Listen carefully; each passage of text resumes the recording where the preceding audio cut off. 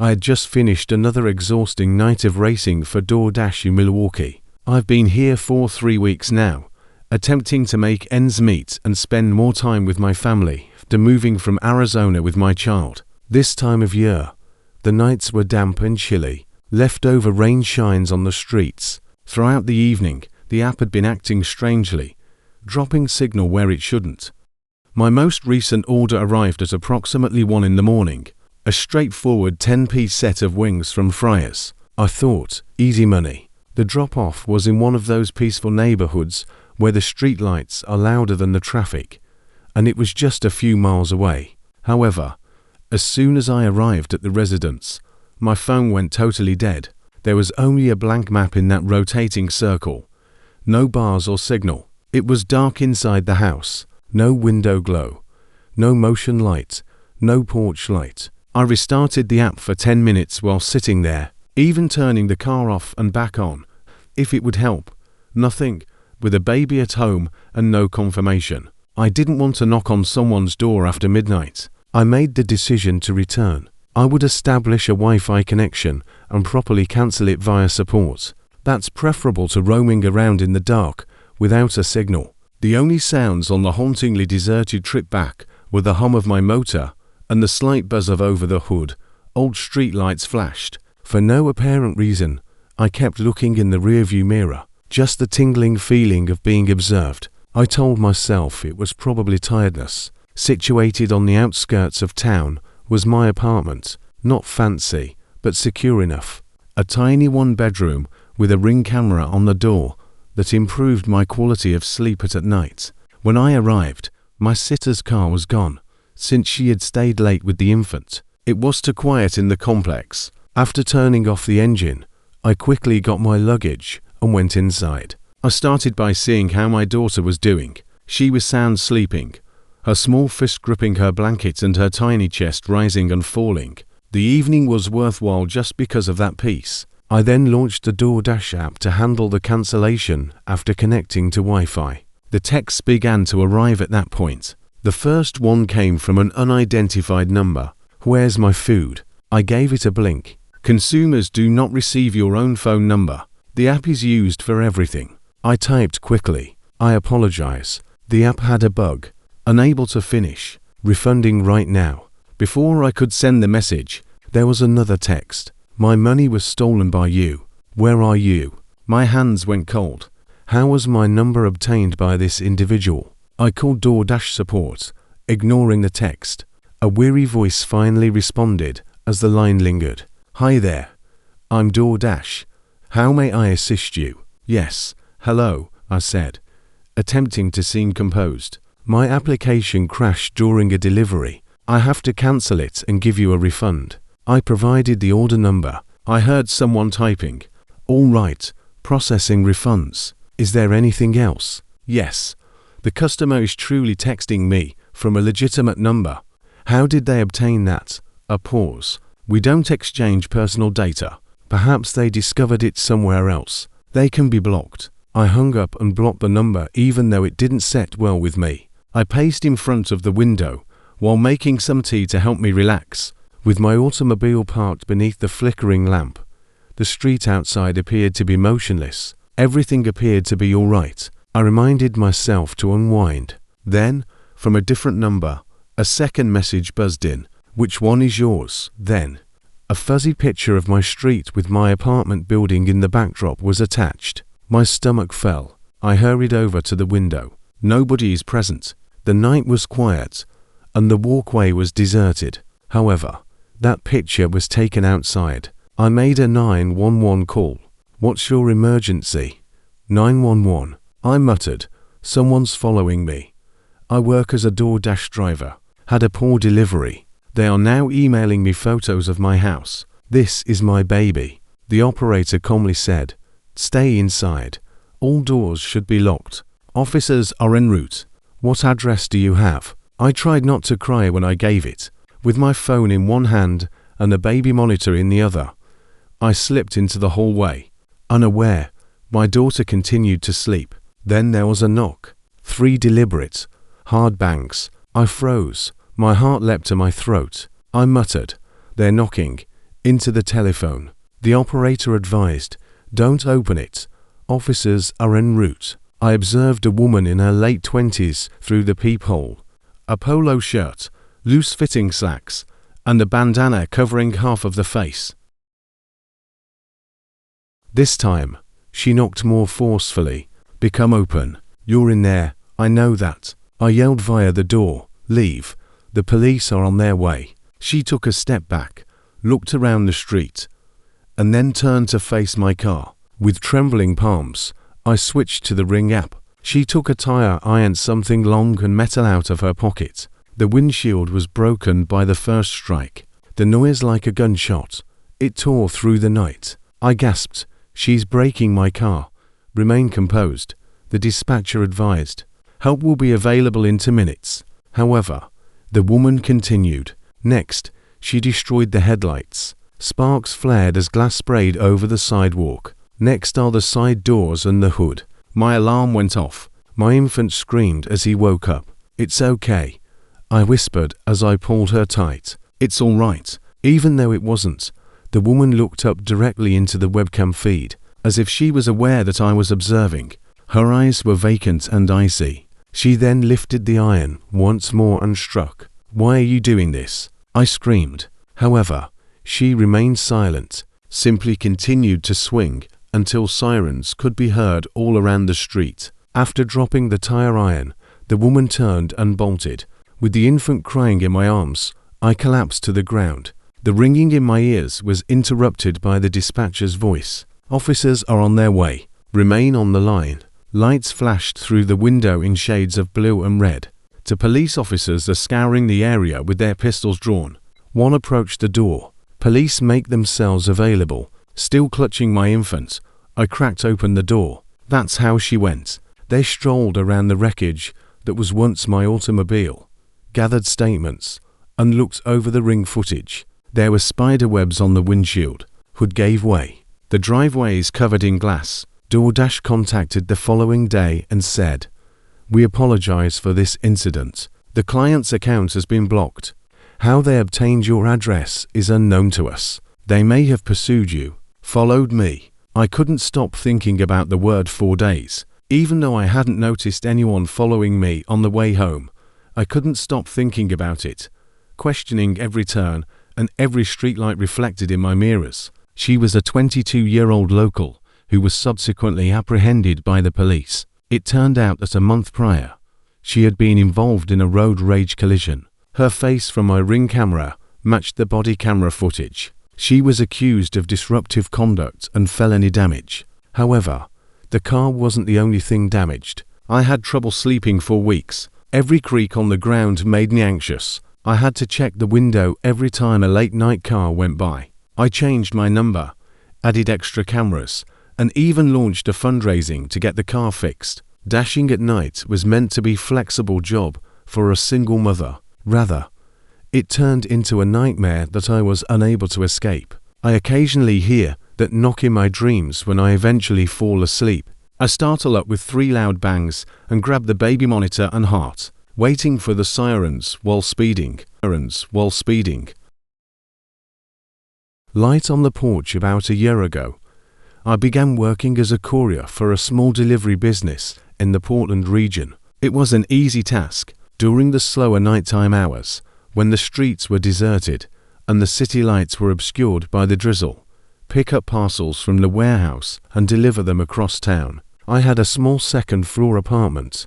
The walls are thin enough to hear the sound of someone else's TV, and the apartment is located in an old building with a cracked parking lot outside. My neighbors were private. After my shift, I would typically come home, brew some tea, and read until I passed out. It was a chilly, rainy evening in early November, the kind of night when fog hangs heavy over the streets, and it was tunneled through by headlights. Tom, the dispatcher, called over the radio as I was wrapping up my final run. He said, "One more for you. No return label, little packaging. Place it on the porch off of Route 30 next to Holbrook. Find the mailbox that is red. It's impossible to miss." After confirming, I left. Gravel replaced the pavement as the city thinned into dark country roads. Mist-filled trees towered on either side. Against the night sky, branches twisted like black veins.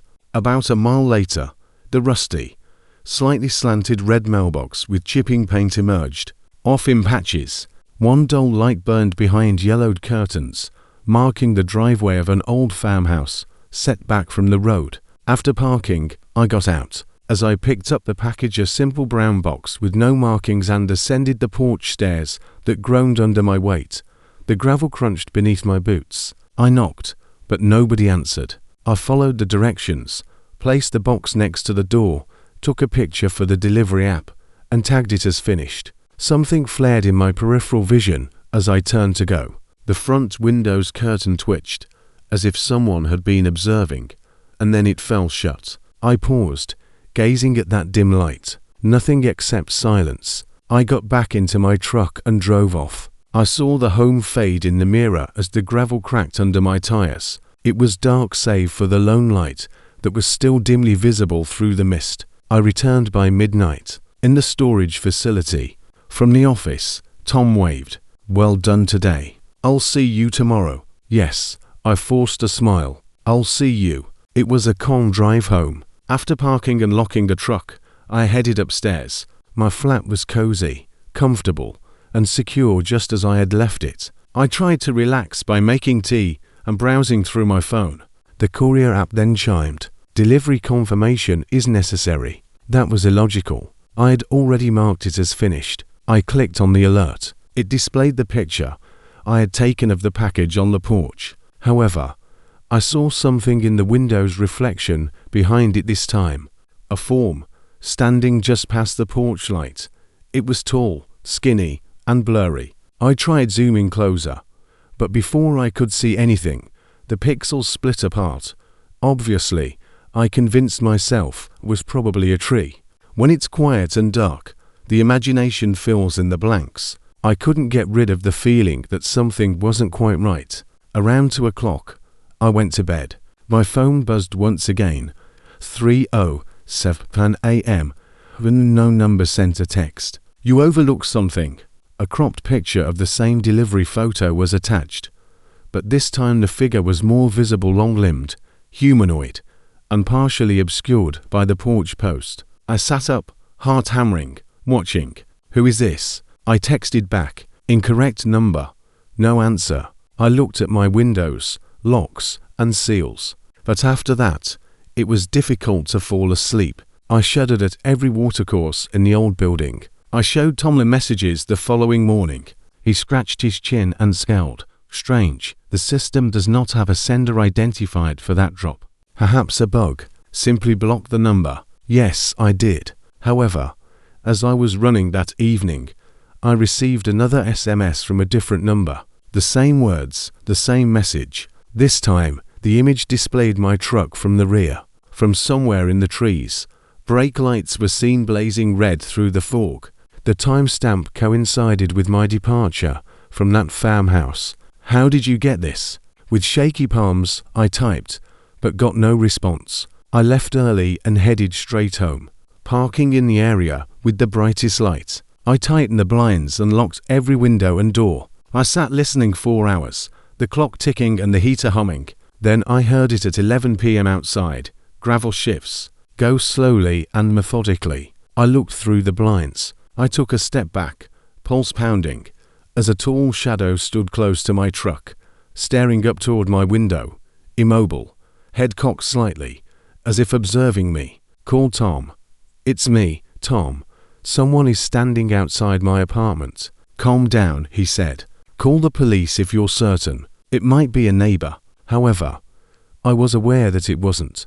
The form remained motionless. Then it did, drifting nearer to the structure. Soft but distinct footsteps. The steps moaned.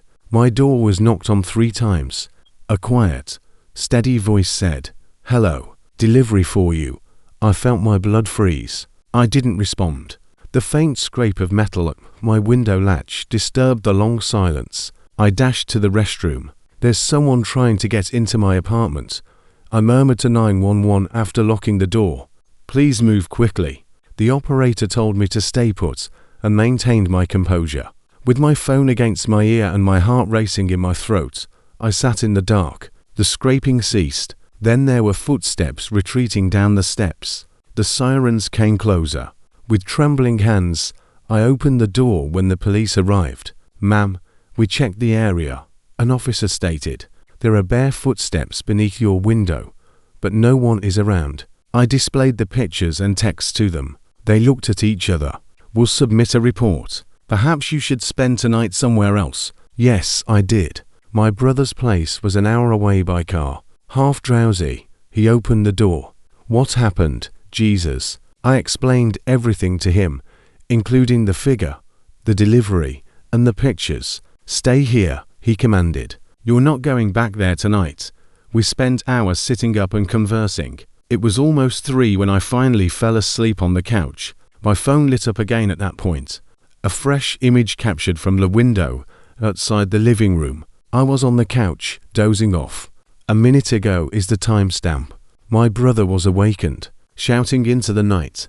He dashed outdoors with a flashlight. Just the sound of the wind, nothing. The following morning, I returned to the storage facility.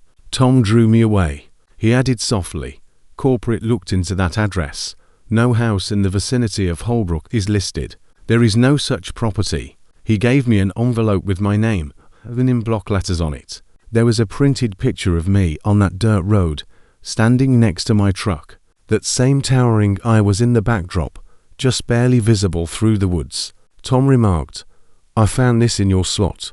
Are you all right?" That day, I quit. I changed jobs, relocated across town, and updated my phone number. My phone occasionally buzzes with a text from an unlisted number, but only during the day. Delivery is not complete. I always remove them. However, the fear persists because I occasionally still see that porch, glimpses of it in my nightmares, that red mailbox vanishing into mist. Additionally, I can't resist checking the window to make sure no one is there when I wake up in the middle of the night. Room 12. After my day job, I began working a few nights a week as a delivery driver to supplement my income. The software was easy to use. Get food, deliver it, and hope for a respectable tip. The majority of the evenings were unremarkable. The worst that typically occurred was an address that took a long time to locate or a customer who did not answer their door. However, one April evening altered my perspective on everything. My last delivery of the shift was almost around 1000 p.m. The order was straightforward, a burger and fries from a little downtown diner. The address was a dilapidated rural motel on the outskirts of town, the kind with half-lit signs and weekly prices. "Bring it to room 12. The customer wrote in the note. My headlights swept over sagging curtains and faded parking lines as I turned into the cracked asphalt lot. A few cars were strewn about, their motors cold and their windows fogged. Above the walkway, one of the lights buzzed like a dying fly and flickered. I parked close to the office and took the passenger's paper bag. "Take a seat." The automobile was filled with the stench of onions and grease. It buzzed on my phone. Upon arrival, the app confirmed delivery with a reminder. Near the rear, room 12 was partially obscured from view. I gently knocked once. No response. After a little pause, I pounded once more, this time louder. "Time.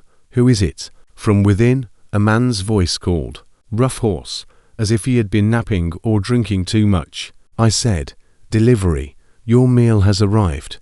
A few inches of the door opened. A man looked out. A tall, disheveled, black person. His t-shirt was ruined with something I didn't want to guess, and he had shadows under his eyes. His gaze flitted from left to right before settling on me. "You're late," he whispered. I apologized for that. There was poor traffic. I raised the bag. He refused to accept it. Rather, he took a step back and swung the door open more widely. "Enter. I have to make sure it's correct." I paused. Sometimes customers wanted to confirm their order, but the app instructed them to leave it at the door unless they specifically requested differently. His tone was impatient. "It will be quick," I assured myself. "It's all there. Burger, ketchup packets, fries, and no onions. Simply enter for a moment." His voice changed, becoming more forceful and demanding. He scanned the parking lot over my shoulder. My instinct advised me to leave. However, it was a quiet night, and I didn't want to deal with a negative review. I then went inside. It only takes one step to transfer the luggage. I could smell it right away. Sweat, stale smoke, and a hint of metal. Beside an unmade bed, the room was dimly illuminated by a single lamp. The floor was littered with clothing. He shut the door after me. Just a sluggish, not a slam last click that tightened my chest. "Let me see," he replied, removing the bag from my grasp. He opened it and took longer than necessary to peek inside. He placed it on the table and remarked, "Looks okay." However, he remained still. He simply stood between the door and me. "Is there anything more?" My voice was shaky as I asked. Once more, my phone buzzed in my pocket. Even if it didn't reach his eyes, he grinned. "Do you work by yourself at night?" "That's courageous. There are a lot of strange people in the world." I made myself laugh. "Yes, I have encountered a few, but I should go." Lengthy shift. He moved a tiny bit closer. "Take a seat for a moment. You appear worn out." "Really, I can't." I grabbed the doorknob. He reached out and took hold of my wrist. Firm and possessive, but not unpleasant at first. "Don't rush off," he said. "We're just talking." My heart began to race. "Let go." His smile vanished, and something darker took its place. "You deliver to places like this all the time, alone." I pulled away and retreated. "I have to go right now." He took out a little, metallic object from his pocket. It shone in the yellow light. My stomach fell. He spoke the words, "Don't make this hard," almost in a whisper. "Go outside and get in the car. We're taking a drive." It was a small, sharp knife. He kept it steady and low. My throat constricted. I wanted to scream, but I was unable to do so. He took hold of my arm once more and led me to the door. "Move," he growled. "You do what I say, and you'll be fine." The lot outside was completely quiet. He shoved me in the direction of a rusty vehicle parked a few feet away, my sneakers scraping the concrete. He said, "Get in the passenger side." I whispered, "Please, my family is waiting for me." "Then follow my instructions." With the knife in his lap, he got into the driver's seat. He extended his hand. "Telephone." Shaking, I handed it to him. "Open it." "Yes, I did." After a few time of scrolling, he threw it into the back seat. Not a single call. He turned on the engine and drove out of the parking lot. My thoughts raced, trying to find a way out. Every street was darker than the previous as we passed shuttered shops and deserted gas stations. A few turns later, he gestured forward. "Go to that ATM and stop." It was in a deserted strip mall with softly buzzing lights. "Get out and withdraw everything," he instructed. "I don't have much," I said feebly. "Do it." With the knife concealed in his sleeve, he trailed closely behind. I pushed my card in, my hands trembling. The remaining $200 in my account was spat out by the machine. We returned to the car after I gave it to him. He gave a slight smile. "Excellent, you see. We're getting along." After a few minutes of driving, we came to a peaceful apartment building with mostly dark windows. He parked in the dark. "Out," he said. He guided me up a little flight of stairs and used his own key to open a door. The apartment was empty, with beer cans, peeling walls, and the subtle mildew odor. "Take a seat." My muscles were taut as I sat on the couch. With the knife sparkling in his palm, he paced slowly while standing above me. "Have you ever considered how risky this work is?" he inquired. "A girl like you walking up to strangers' doors in the dark." I didn't respond. I looked around the room. The door is still a bit of ajar, windows, and the lamp. He took a seat uncomfortably near to me. "Relax, we're just talking." His hand touched my shoulder. That was all. I shoved him aside. This time, he gripped me firmly. I let out a yell. I bit his hand and kicked, striking his knee as he attempted to cover my mouth. With a grunt, he swung the knife wildly, making a shallow yet painful contact with my arm. I threw everything I had at him and ran for the door. He ripped the fabric of my shirt as he grabbed it, but I managed to get away and rushed down the stairs barefoot while yelling for assistance. In one of the apartments, a light flickered on.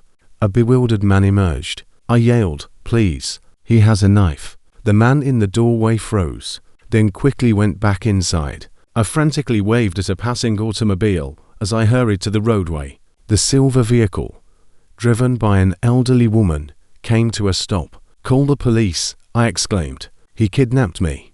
She pulled me in after unlocking the door. "Don't worry, honey. Now you're secure." She made a 911 call. The police arrived in a matter of minutes. I told them everything. Every stop, every bend, the flat, the ATM. My arm was bleeding, but not severely. They brought me to the hospital so I could receive care and make statements. A few days later, they apprehended him. Miller, Joseph. Another violent event had put him on the wanted list. Caught after shooting at a passing vehicle. The skin I had scraped from his face matched the DNA beneath his nails.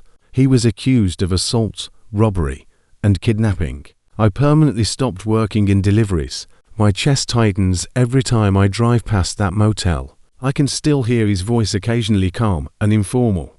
Right before things went wrong. Even when I'm at home, I now lock my doors every night. To be honest, I'm more afraid of strangers than of dark alleys. It's the peaceful times, the knock on the door, the straightforward command, and how something ordinary can quickly become a nightmare.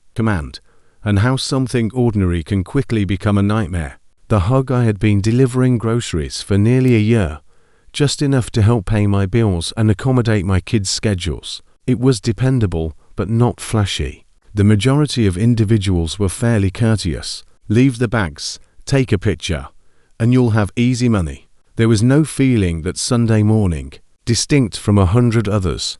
The sun was slowly rising through a cloudy sky, and the air was cold. I packed my car with the typical assortment of cereal, coffee, paper towels, and produce. A fresh order for food, beer, and cleaning supplies was pinged by the app. One more delivery to one more peaceful neighborhood. The street appeared normal when I arrived at approximately 11 o'clock. A sprinkler hissing in the distance, wind chimes, and neat lawns. The house was not very noteworthy. There are some withered petunias near the steps and white paneling. I had to check an ID in person because I had taken the bags containing the alcohol. I gently knocked after setting the things down beside the door. There were footsteps from within, fast, erratic, and pressing. A woman was standing there wrapped when the door opened, wet hair hanging to her neck. She was wrapped in a big towel. Her eyes were red from crying, her cheeks swollen, and she appeared to be in her mid-40s. "Oh, thank God you're here," she uttered in a shaky voice. "You have no idea what kind of morning I've had." I paused. I held up my phone awkwardly. "No issue. To get the beer, simply scan your ID." Her eyes darted to the bags and back to me as she blinked. "Hold on.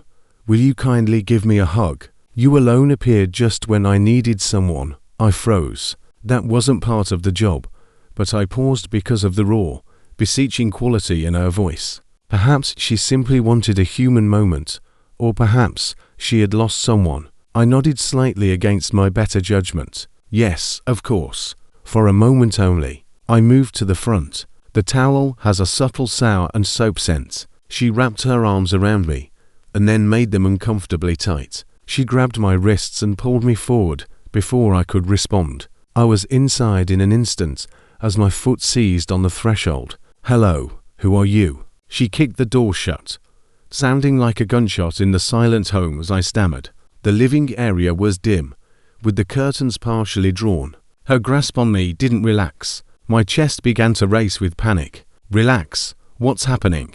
Her countenance shifted from anguish to something sharper and colder. "You're not leaving," she muttered. "You believe you can simply leave things behind. I require companionship." I attempted to turn away, but her strength was astounding. She dragged me down a little hallway into a room filled with the scent of old perfume and wet towels. My heart pounded loudly in my ears. "Cease.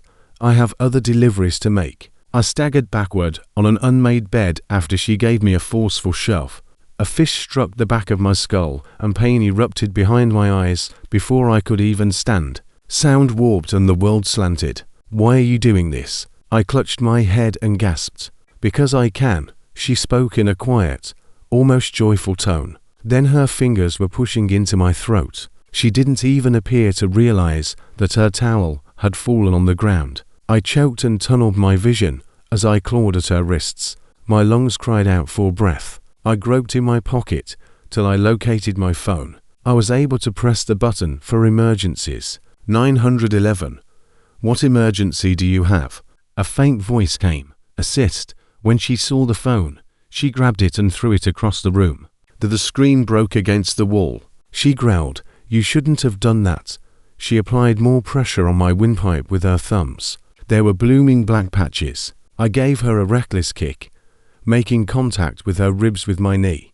With a grunt, she released her grip, just enough for me to push her away. Dizzy and wheezing, I stumbled to my feet. I ran to the corridor. Her nails scraped my skin. She lunged, snagging the back of my shirt. "Return here." I ripped, liberated, arriving at the front door. The locks, so many of them, deadbolt, slide, and chain. My fingers trembled and fumbled. 2, 1 open. After that, she was on me once again, screaming, clawing, and pulling me down with her weight. No, I slammed an elbow into her side and yelled. She slipped and yelled. I grabbed the last lock and threw myself through the door, falling onto the porch. My face was struck by the chilly air like a ray of hope. "Assist. Call the police, please." My voice cracked as I screamed. A door opened and a curtain moved somewhere. Perhaps the 911 call has already been heard, because sirens could be heard echoing down the street in a matter of minutes. My neck throbbed, my vision swam, and I fell onto the grass, gasping. With her towel partially undone and her eyes wild yet far away, the woman appeared to have wandered to another place as she stood in the doorway, glaring. To the squad cars skidded to a halt. Officers hurried in. One ran inside, while the other assisted me in standing up. A crash, shouts, and the snap of handcuffs. I answered, horrified. She dragged me in. She choked me and struck me. I believed that she was going to murder me. On the bedroom floor, they discovered my broken phone. 911 is still just vaguely connected. They took pictures of my face scratches and the bruises on my neck. The light from the police was blinding against my swollen eyes. When an ambulance arrived, I declined to go to the hospital. All I wanted to do was return home. Later on, they informed me that she had a record, restraining orders and mental health episodes, but at the time, it didn't matter. She might have killed me. When I eventually returned to my flat that evening, the silence was intolerable. Thank God the children were at their father's. But my heart raced at every sound. A car door, a brook. I placed a chair under the doorknob, sealed every window, and stayed up until dawn. The following day, I stopped making deliveries. I now always select no contact while placing grocery orders. Just drop it at the door, is the note I leave. I learned something that day that I will never forget. You never truly understand what lies behind a normal-looking door.